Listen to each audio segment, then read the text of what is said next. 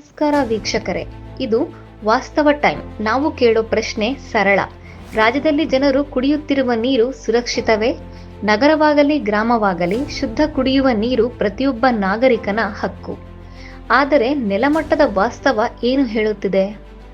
ಹಾಳಾದ ಶುದ್ಧ ನೀರಿನ ಘಟಕಗಳು ಕಳೆದ ಕೆಲವು ವರ್ಷಗಳಲ್ಲಿ ರಾಜ್ಯದ ಅನೇಕ ಗ್ರಾಮ ಪಂಚಾಯತ್ಗಳು ಮತ್ತು ನಗರ ಸ್ಥಳೀಯ ಸಂಸ್ಥೆಗಳು ಆರ್ಒ ಆಧಾರಿತ ಶುದ್ಧ ನೀರಿನ ಘಟಕಗಳನ್ನು ಸ್ಥಾಪಿಸಿದವು.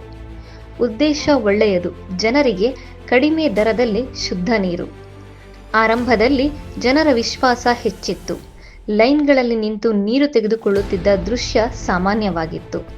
ಆದರೆ ಈಗ ಅನೇಕ ಕಡೆ ಯಂತ್ರಗಳು ಕೆಲಸ ಮಾಡುತ್ತಿಲ್ಲ, ಫಿಲ್ಟರ್ ಬದಲಾವಣೆ ಆಗಿಲ್ಲ, ವಿದ್ಯುತ್ ಬಿಲ್ ಬಾಕಿ, ಸೇವಾ ಒಪ್ಪಂದ ಮುಕ್ತಾಯ.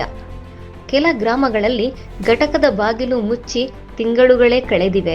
ನಗರಗಳಲ್ಲಿ ಜಲಮಂಡಳಿಯಿಂದ ನೀರು ನಿಗದಿತ ವೇಳೆಯಲ್ಲಿ ಬರುತ್ತದೆ, ಆದರೆ ಎಲ್ಲರಿಗೂ ಸಮರ್ಪಕ ಪ್ರಮಾಣ ಸಿಗುವುದಿಲ್ಲ. ಅದಕ್ಕಾಗಿ ಜನರು ಶುದ್ಧ ನೀರಿನ ಘಟಕಗಳ ಮೇಲೆ ಅವಲಂಬಿತರಾಗಿದ್ದರು. ಆ ಘಟಕಗಳು ಹಾಳಾದಾಗ ಜನರು ಮತ್ತೆ ಬೋರ್ವೆಲ್ ನೀರಿಗೆ ಹಿಂದಿರುಗಿದ್ದಾರೆ. ರಾಜ್ಯದ ಕೆಲವು ಜಿಲ್ಲೆಗಳಲ್ಲಿ ಭೂಗರ್ಭ ನೀರಿನಲ್ಲಿ ಫ್ಲೋರೈಡ್ ಪ್ರಮಾಣ ಹೆಚ್ಚು ಇದೆ. ಫ್ಲೋರೈಡ್ ಅಧಿಕ ಪ್ರಮಾಣದಲ್ಲಿ ದೀರ್ಘಕಾಲ ಕುಡಿದರೆ ದಂತ ಫ್ಲೋರೋಸಿಸ್, ಹಲ್ಲುಗಳ ಬಣ್ಣ ಬದಲಾವಣೆ, ಎಲುಬಿನ ಫ್ಲೋರೋಸಿಸ್, ಎಲುಬು ಗಟ್ಟಿಯಾಗುವುದು ಮತ್ತು ನೋವು, ಮಕ್ಕಳ ಬೆಳವಣಿಗೆಯ ಮೇಲೆ ಪರಿಣಾಮ. ಇದು ನಿಧಾನವಾಗಿ ಕಾಣಿಸುವ ಸಮಸ್ಯೆ. ಆದ್ದರಿಂದಲೇ ಜನರಿಗೆ ತಕ್ಷಣ ಅರಿವಾಗುವುದಿಲ್ಲ. ಶುದ್ಧ ನೀರಿನ ಘಟಕಗಳ ಮುಖ್ಯ ಉದ್ದೇಶವೇ ಇಂತಹ ರಾಸಾಯನಿಕಗಳನ್ನು ಕಡಿಮೆ ಮಾಡುವುದು. ಆದರೆ ಘಟಕವೇ ಕೆಲಸ ಮಾಡದಿದ್ದರೆ ಬೇಸಿಗೆ ತಾಪಮಾನ ಮತ್ತು ನೀರಿನ ಸಂಕಷ್ಟ. ರಾಜ್ಯದಲ್ಲಿ ಬೇಸಿಗೆ ಸಮಯದಲ್ಲಿ ತಾಪಮಾನ 38ರಿಂದ 42 ಡಿಗ್ರಿ ಸೆಲ್ಸಿಯಸ್ ತನಕ ಏರಿಕೆಯಾಗುವುದು ಸಾಮಾನ್ಯ. ಕೆಲ ಪ್ರದೇಶಗಳಲ್ಲಿ ಇನ್ನೂ ಹೆಚ್ಚು ದಾಖಲಾಗುತ್ತದೆ.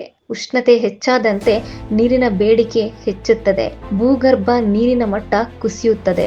ನೀರಿನ ಗುಣಮಟ್ಟ ಹದಗೆಡಬಹುದು. ಈ ಸಮಯದಲ್ಲಿ ಶುದ್ಧ ನೀರಿನ ಘಟಕಗಳು ಅತ್ಯಂತ ಅಗತ್ಯ. ಆದರೆ ಅದೇ ಸಮಯದಲ್ಲಿ ಅನೇಕ ಘಟಕಗಳು ಕಾರ್ಯನಿರ್ವಹಿಸುತ್ತಿಲ್ಲ.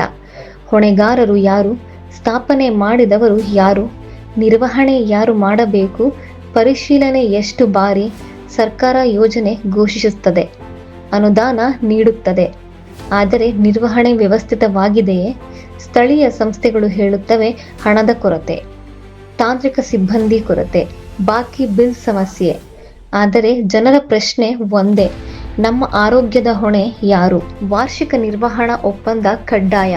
ಸಾರ್ವಜನಿಕ ವರದಿ, ಯಾವ ಘಟಕ ಕೆಲಸ ಮಾಡುತ್ತಿದೆ?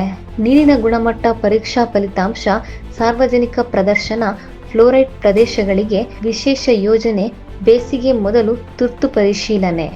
ವಾಸ್ತವ ಟೈಮ್ ಪ್ರಶ್ನೆ: ನೀರಿಲ್ಲದೆ ಜೀವನ ಸಾಧ್ಯವಿಲ್ಲ, ಶುದ್ಧ ನೀರಿಲ್ಲದೆ ಆರೋಗ್ಯ ಸಾಧ್ಯವಿಲ್ಲ. ಹೀಗಿರುವಾಗ ಶುದ್ಧ ನೀರಿನ ಘಟಕಗಳು ಹಾಳಾಗಿರುವುದು ಕೇವಲ ಆಡಳಿತಾತ್ಮಕ ದೋಷವೇ ಅಥವಾ ಸಾರ್ವಜನಿಕ ಆರೋಗ್ಯದ ನಿರ್ಲಕ್ಷ್ಯವೇ? ಸಮಾಪಾನ: ಇದು ರಾಜಕೀಯ ವಿಷಯ ಅಲ್ಲ, ಇದು ಜನರ ಬದುಕಿನ ವಿಷಯ. ಪ್ರತಿ ಗ್ರಾಮದಲ್ಲಿ, ಪ್ರತಿ ನಗರದಲ್ಲಿ ಶುದ್ಧ ನೀರು ಲಭ್ಯವಾಗಬೇಕು. ವಾಸ್ತವ ಟೈಮ್ ಕೇಳುತ್ತದೆ, ಸರ್ಕಾರ ತಕ್ಷಣ ಸಮಗ್ರ ಪರಿಶೀಲನೆ ನಡೆಸುತ್ತದೆಯೇ? ಹಾಳಾದ ಘಟಕಗಳನ್ನು ದುರಸ್ತಿ ಮಾಡುತ್ತದೆಯೇ? ಜನರ ಆರೋಗ್ಯಕ್ಕಿಂತ ದೊಡ್ಡ ವಿಷಯ ಮತ್ತೊಂದಿಲ್ಲ. ನೀವು ಇರುವ ಪ್ರದೇಶದಲ್ಲಿ ನೀರಿನ ಸ್ಥಿತಿ ಹೇಗಿದೆ? ಕಮೆಂಟ್ನಲ್ಲಿ ತಿಳಿಸಿ. ಇದು ವಾಸ್ತವ ಟೈಮ್. ಸತ್ಯದ ಜೊತೆ ಮತ್ತೆ ಭೇಟಿಯಾಗೋಣ.